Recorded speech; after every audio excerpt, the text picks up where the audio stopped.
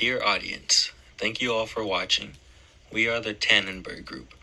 The topic of our talk today is pacifism during and before World War I. I'm excited to share with you the topic of the powerful pacifist movements that existed before World War I and that persisted during the war. Let's get started.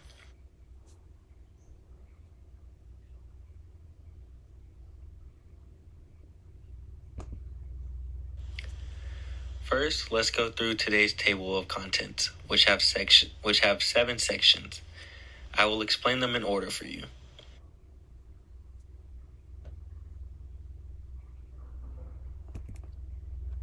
First, let's look at a summary of this theme.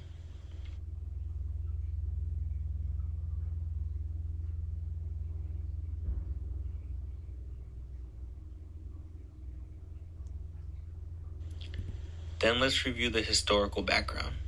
In August of 1914, the First World War broke out and the frenzy of war swept through Europe. As you can see from the picture, there were many countries involved in this war.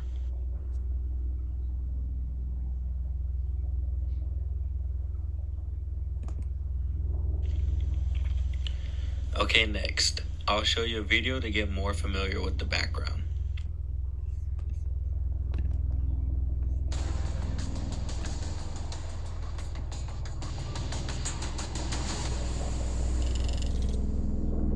World War I was an international brutal conflict between 1914 and 1918. Germany, Austria-Hungary, Bulgaria, and the Ottoman Empire, also called the Central Powers, fought against Great Britain, France, Russia, Italy, Romania, Japan, and the United States, which are the Allied powers.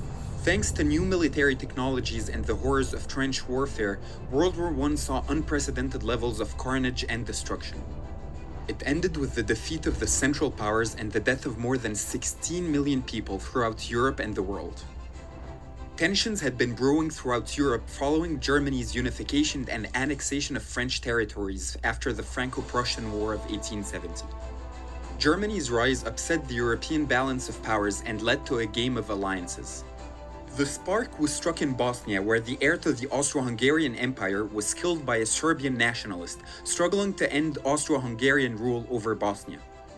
Austria-Hungary, supported by Germany, blamed the Serbian government for the attack and declared war on Serbia, which was backed by Russia, allied to France. Within a week, World War I unfolded. Germany's strategy, known as the Schlieffen Plan, was for a war on two fronts against France and Russia. The plan was to rapidly concentrate the bulk of its army in the west to defeat France first, then shift forces to the east before Russia could fully mobilize. In Asia, Japan sided with Britain, seizing German colonies in China and the Pacific.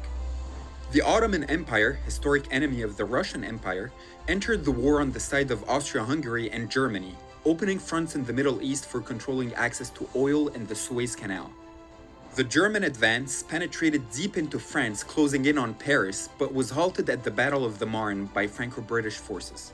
The defeat meant the end of German plans for a quick victory in France.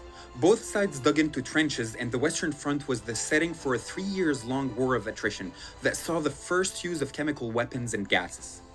Important World War I battles include Verdun and the Battle of the Somme on the Western Front, and the huge naval battle of Jutland between the German and British fleets in 1916.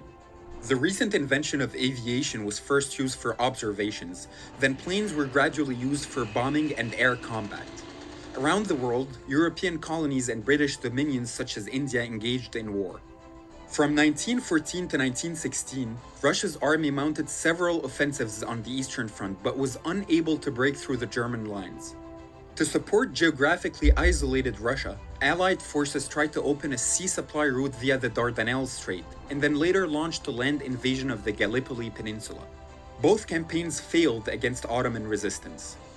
Italy, which was initially part of the Triple Alliance with Germany and Austria-Hungary, had stayed neutral until 1915 as it turned against Austria-Hungary to annex new territories. The 12 Italian offensives along the Isonzo River yielded little result. Aspiring to recover Balkan territories, Bulgaria joined the Central Powers in invading Serbia. In the seas, the Royal Navy imposed a naval blockade on Germany, while German submarines were used to sink military and commercial ships supplying the Allies, including those coming from the US. In addition, Britain intercepted and transmitted a German telegram to Mexico offering an alliance against the United States, which decided to go to war in 1917.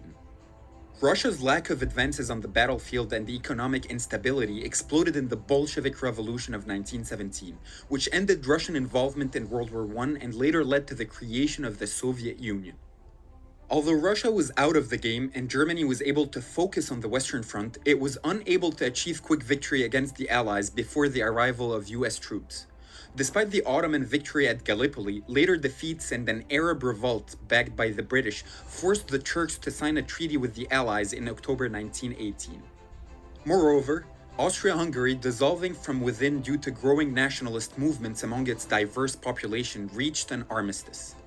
Facing dwindling resources on the battlefield and the surrender of its allies, Germany was finally forced to seek an armistice in November 1918, ending World War I. World War I helped spread a severe pandemic called the Spanish flu, strengthened America's economic status, and led to the fall of four large empires. The German, Austro-Hungarian, Russian, and Ottoman empires were dismantled as nations were created, including Poland, Finland, Turkey, Czechoslovakia, and Yugoslavia. Germany was forced to cut down its army and pay heavy war reparations, as it was considered the sole responsible for war damages by the Treaty of Versailles. The treaty was considered a humiliation by the German people and laid the groundwork for World War II, despite the creation of the League of Nations that aimed at promoting peace.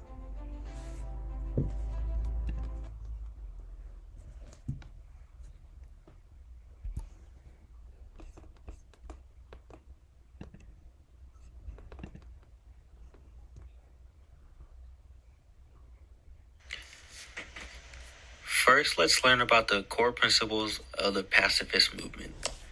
This movement emphasizes the values of nonviolence, international cooperation, and the peaceful resolution of disputes. They believe that conflict can be resolved and peace promoted through dialogue and cooperation, not war. These principles are important for us to understand why they did not get involved in the war frenzy.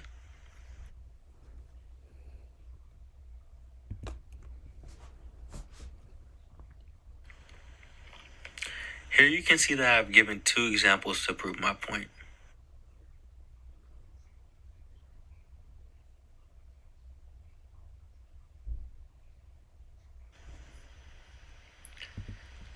Let's look at the efforts and achievements of pacifists there. There are many famous pacifist anti-war organizations and movements in the world who have made certain achievements by peaceful means and anti-war actions. They have expressed their position through peaceful demonstrations, refusal to serve in the military, opposition to war loans. Their efforts and influence have played an important role in shaping public opinion and promoting peace.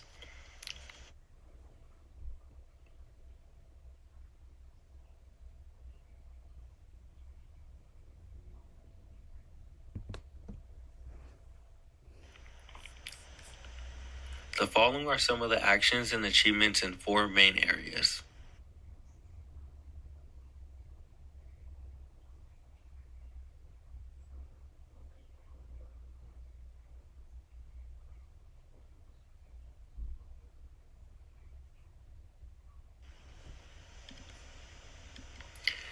It is worth noting that women also played a huge role in this process. This image shows women advocating for peace.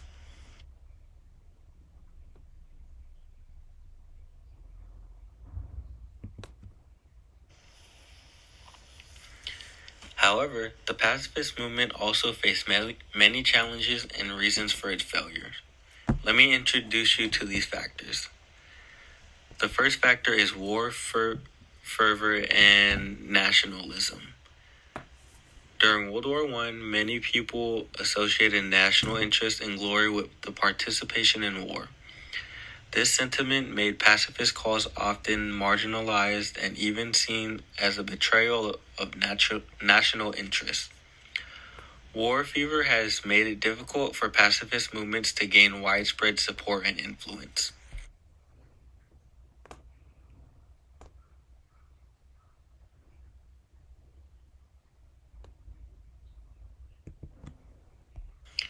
The second factor is government repression and persecution. Some governments have taken measures to repress and persecute pacifists and anti-war activism. Pacifists face speech restrictions, arrest, imprisonment, and even violence. Government repression has weakened the pacifist movement's ability to organize and influence.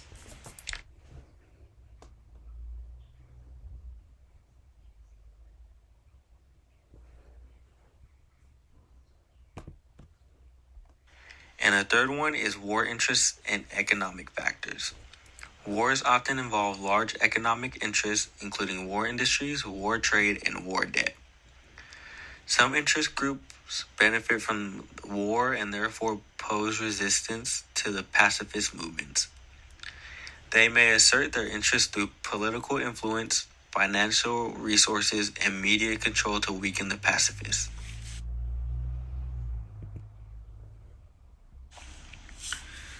Despite this, the efforts and influence of pacifist and anti-war movements have produced an important legacy. By maintaining their neutral status, neutral states played an important role as mediators and channels of communication during the war.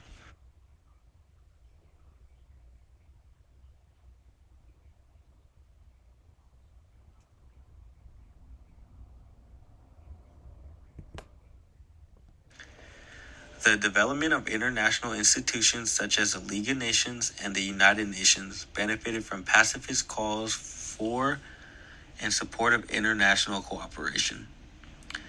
These legacies shaped the post-war international order and promoted the values of peace and international cooperation.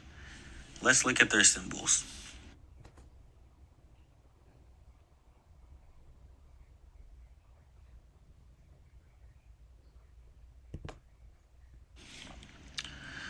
Pacifists spread the ideas and values of pacifism. The spread of these ideas increased interest and participation in peace affairs and played an important role in promoting the formation of the post-war international order. The famous image of the dove of peace is one of the symbols of the anti-war and peace movement.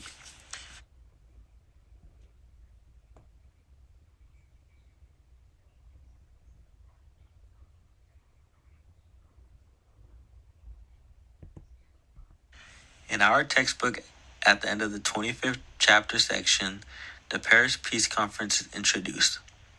Here is a picture of the Paris Peace Conference. This was a sign of the end of World War I.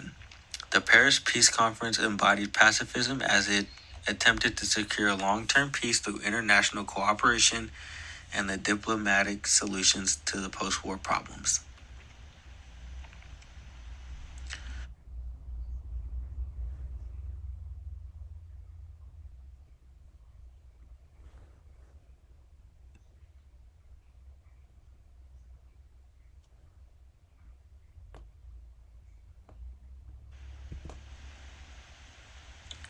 To summarize, the existence and persistence of the pacifist movement provides an important reflection.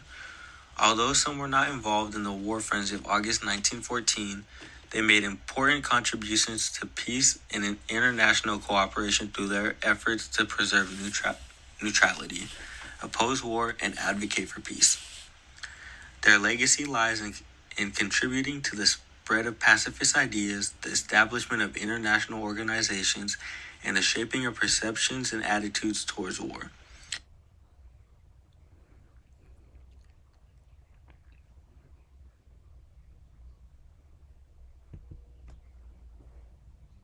Here are the sources we quote in this PPT.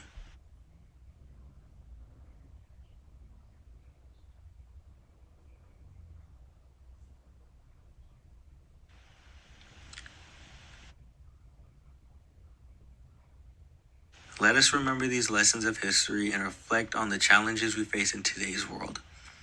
Everyone can practice the concept of pacifism in their own lives to promote peace, oppose war, and contribute to a more harmonious world. Thank you all for your patience in watching.